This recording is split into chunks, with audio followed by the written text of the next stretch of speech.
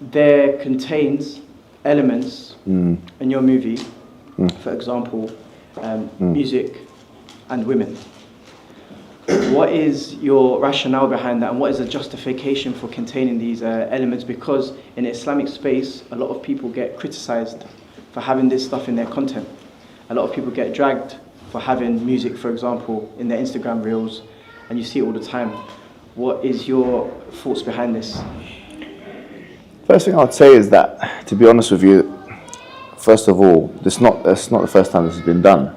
So we have series like the Umar series, we have like the Risala series and these kind of series, which have all those elements. In fact, I think in both of us, two sides of Burning Hands, we tried our best to create nasheeds, even though some of them sound like music. Yep. And we have no problem mentioning that. Okay, you could misinterpret this as music, but we both put a lot of work into making these into actual It's nasheeds. not easy. Wallahi. It's not easy to do that.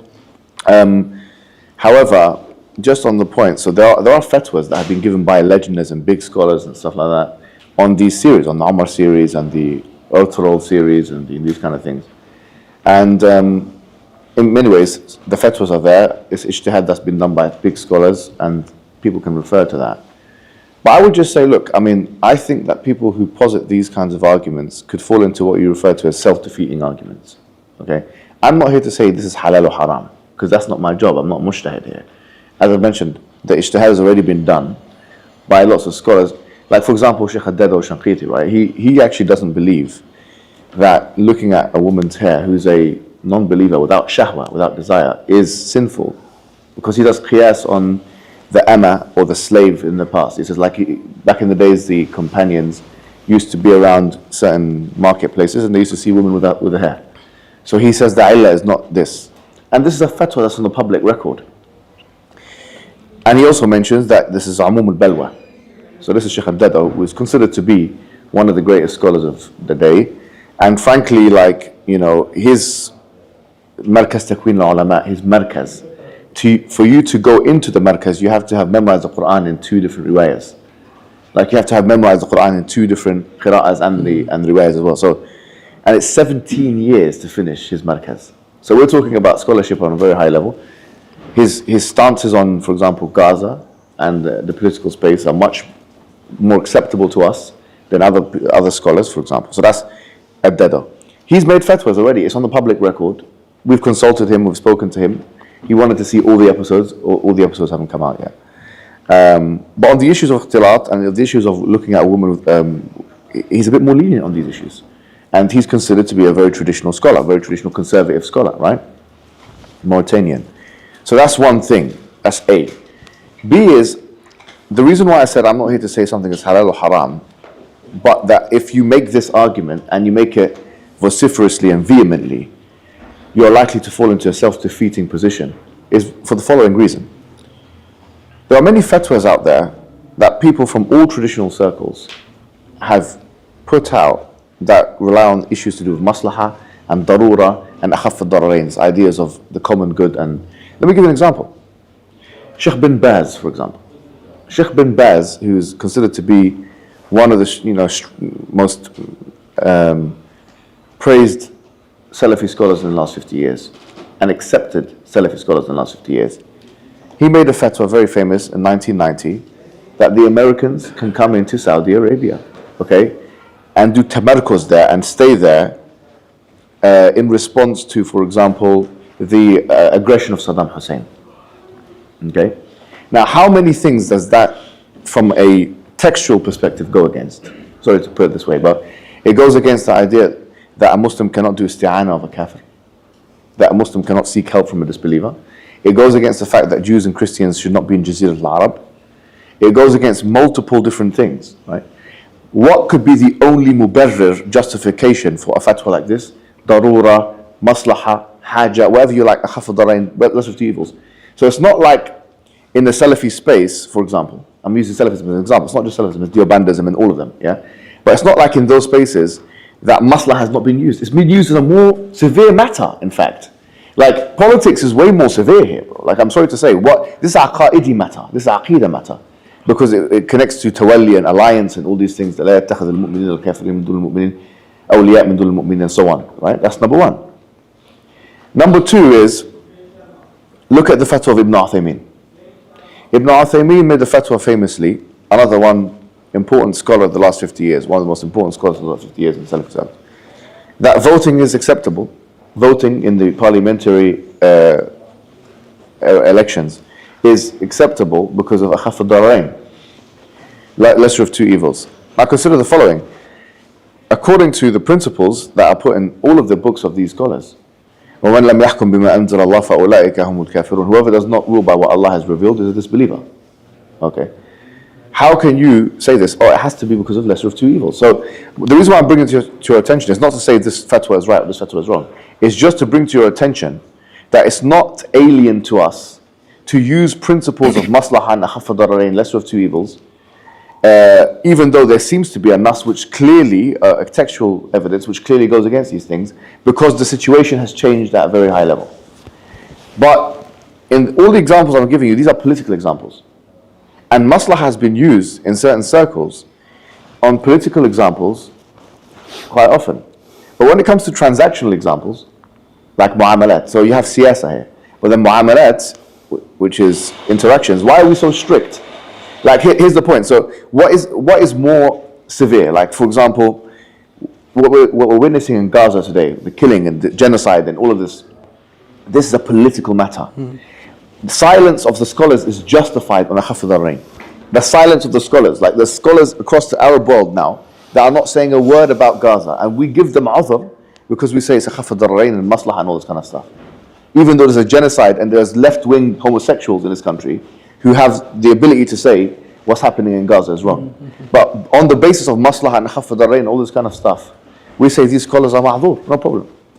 Yeah, which means that they are excused.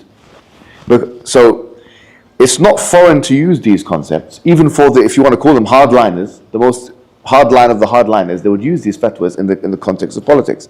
But it's taboo to use them in the context of mu'amalat, even though it's so much less. There's no aqidah implications, and there's no implications on being a major sin. There's no major sin here being discussed. This is mu'amalat, frankly. And I won't take it further and say there's difference of opinion on these matters. I could say that. I say, and a lot of these matters that are being discussed, there's difference of opinion on where the lines are drawn anyway. But what I will say is this. So this is Exhibit A. Exhibit B is this. If you say, well, the issue is, brother, you are in your series, in your stuff like that, you've got like females, you've got, you know, whatever. And you've got these things that sound like music, even though it's not music. But let's just say, I say, fine, I understand where you're coming from, and you have all the right. I mean, I haven't got a problem with anyone doing nahi and munkar if you think it's actual munkar.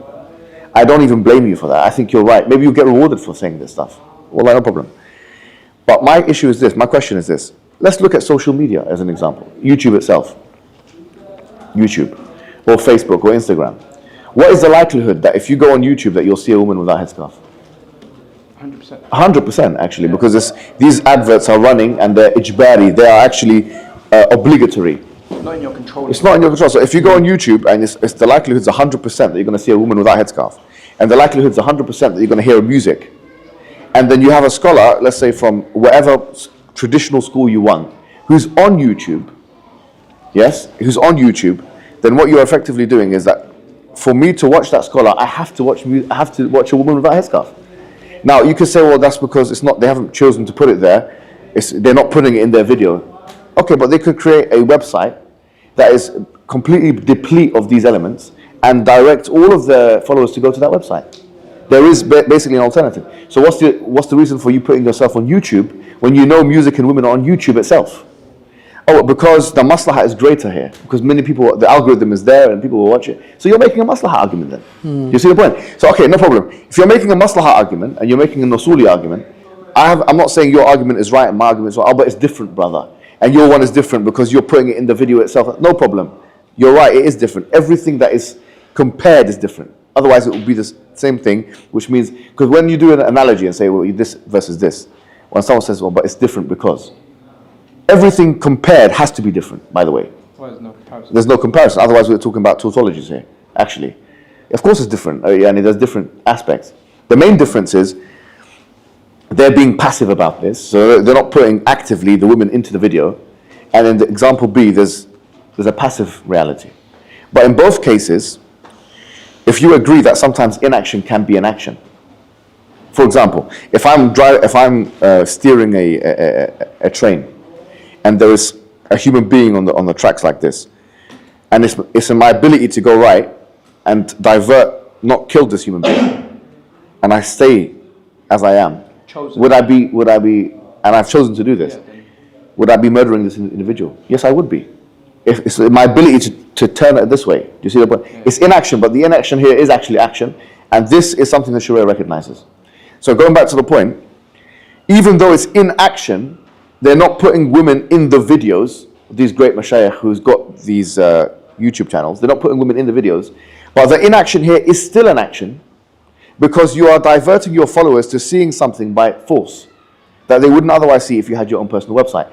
Which means that in order to avoid this, you have to make a maslaha argument. You have to say, well, the maslaha on YouTube is so great that these haram elements, yes, they are, we have to overlook them, because the greater good is, Now, they will say, someone may respond and say, in usul fiqh, there is something called dar al-mafasid muqaddamun ala jalb al-masalah, which is a principle, which is that, dar al-mafasid, that to avert a consequence is better than to get a good. And so you cannot justify the means, don't justify the ends. But that's not actually true. Dar al-mafasid muqaddamun ala jalb al-masalah is not ala itlaqihi. And the one who's wrote, interestingly, a whole risala on this is Ibn Taymiyyah. Ibn Taymiyyah wrote a risalatu fi al-hasanati wa sayyi'at, which basically, long story short, in this, he says this qaida of dar al-mafasid muqaddama ala jalb al-masalih is not ala itlaqihi, it's not generalized, and that sometimes the maslaha al-kubra tajlib, which means the following. It means that you got to look, going back to the YouTube example, at the overall benefit for the Muslim community. So, if YouTube was a platform with 10,000 subscribers, only 10,000 people in it, maybe you could make an argument that putting yourself as a sheikh on YouTube would be unjustified, because there's only 10,000 people going to watch it. But because it's got 1 billion people, so that shows you that the more maslaha there is, the more justification there is. But then we're stuck in a catch-22 situation, because then if we become pragmatic and say, like, we're going to go into this creative industry, and we can't tell a story about, for example, Muslim people in Britain without removing 50% of the population, it becomes an incomplete story, in my opinion. Because look, we're trying to tell stories here, right? You want to remove women from storytelling, which means you're trying to tell a complete story without women. If that was possible, why didn't the Quran do that? Every single Nabi in the Quran, there's a woman connected to him somehow. In the stories of the Quran, Yusuf alayhi salam, the antagonist was a woman. There was many women. His mother was in the story as well. Yeah, for example. Moses, his wives were in the stories, for instance. Muhammad sallallahu alaihi wasallam, Khadija, Fatima, etc. So to remove women from the story, you can't really have you cannot do the job. It's a handicap already, trying to do something in the creative industry. You're creating an additional handicap if you try and remove women from the reality. So the issue is one of maslaha. It's really as simple as that. And I know it's difficult for people to understand, but 10, 20 years ago, we were having a conversation as whether mashayikh should be using YouTube. Yeah. Now that conversation is obsolete, no one's speaking about that, because the maslaha is so great, no one talks about it. It may be the case that 20 or 30 years from now, we'll be having the same conversation and we'll say we should have joined the creative industry before. Because the maslaha is so great and we're not dealing with kaba'ir, we're not dealing with aqa'id, we should have done this before. So, the criticisms are fine so long as they don't impact someone's pragmatic ability to do two things. I'a'la kalimatullah, raising Allah's word, and number two, tamkeen al-muslimin, to make Muslims in a better position, and involving ourselves in the creative industry are an attempt to fulfill those two objectives. Have you received that criticism, and how have you dealt with that? I mean, of course we received that criticism, but the thing is, almost at every level when I was doing da'wah, there was a point where someone was criticizing something that I was doing. Like when we first went to Speaker's Corner, I think 10 years ago, 9 years ago, we used to try and blur a woman in the background. That's what we tried to do. I remember the first time I'd done a video, I told my wife, listen, blur this woman, she's got no headscarf in the background. That's what I told her. We done it and it took too long, it took 3 hours, 4 hours. Inconvenience, great inconvenience for everybody. Yeah? And so after that, we didn't blur them anymore because it was just too hard to do that. Yeah? That was the first thing. And so people got used to that, sorry to say. You've got some people who are strict, very strict Salafis, or strict Deobandis, whatever. They'll go to Speaker's Corner and they'll be speaking to a woman. Sometimes her cleavage will be showing out and they'll post the video, no problem. I'm not saying that's a good thing. Sometimes you can, blur anything like that. I'm not saying that's a good thing. But I'm saying, but I'm saying that there's a realization that when something proliferates at a certain level, this is called the amum al-balwa. There's a name for it in usul fiqh. You can't control it. Khalas now, the onus is upon the person to look away if they're finding shahwa. Do you know what I mean? No one talks about that now. No one criticizes the point. If I go to Speaker's Corner right now and do free mixing in Speaker's Corner with 3 women, homosexuals, lesbian, and I start speaking even about some issues, No, honestly. And they're all there and they look beautiful, yes? Better than anybody in the show. Anything you like, yeah? And I'm speaking to them, whatever, no one's going to say anything. It's free. No one's going to say this is free mixing. Is it a dilution then? Has it just been diluted? Is that an issue? Is that it's because we've become desensitized to it? No, it's not. It's right and wrong and desensitized. Do you know, burning hands is a name. It's named after the hadith. You know that in the Jamrah min nar. Jamrah is the jimar, like the coals from you. In the end of days, you'll be holding onto the religion like you hold onto coals. Imam Shafi'i mentioned the following. He said that when the situation gets difficult, the Sharia should become more lenient. And when the situation becomes easier, the Sharia can become more restrictive. What I'm trying to say is that we are living in the end of times, and it's hard for us to maintain our religion. The job of the Ammi is to be strong and have patience and have resilience. In my understanding, the job of the Mufti and the Mujtahid is to do takhfif or to cool down the heat of the burning coals, to make Islam more easy for somebody to live throughout all their lives, especially on the interaction matters.